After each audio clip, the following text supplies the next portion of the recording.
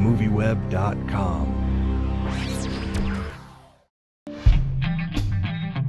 Hello. Who's that?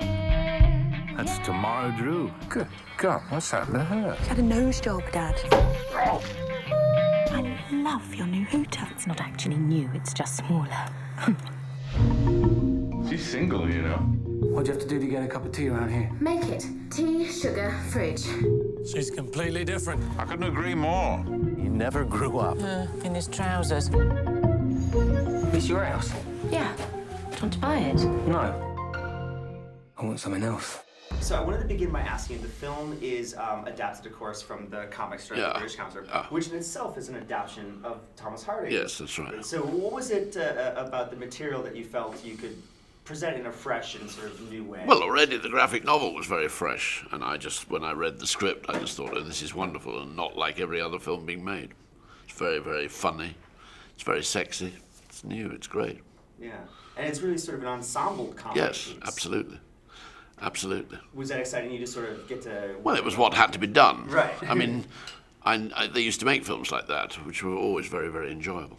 Why do you think they don't make films like that anymore? I don't know. Not my problem. I do. But you're happy to make some. Yes, yes. I don't know why they don't.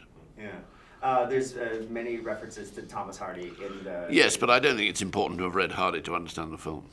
Right, right. But do you think there's some sort of parallels that if you know his Well, story, there are parallels, but they don't seem to be important. Yeah. And tell me about casting Gemma, because she's so great in the part.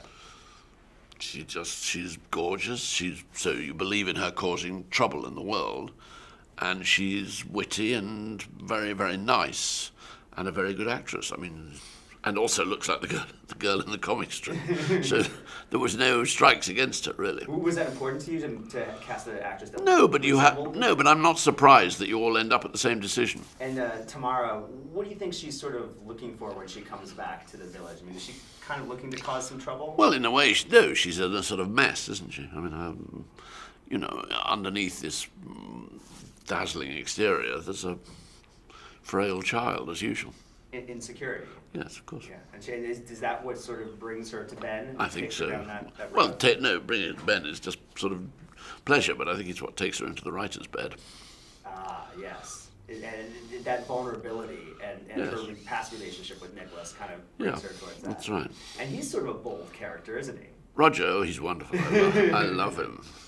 He's like a sort of villain in a melodrama. Yeah, yeah. Well, and I mean, it's a very interesting relationship with the wife, but just the way he sort of meanders around is very fascinating. Yes, yes. Well, he's very rich.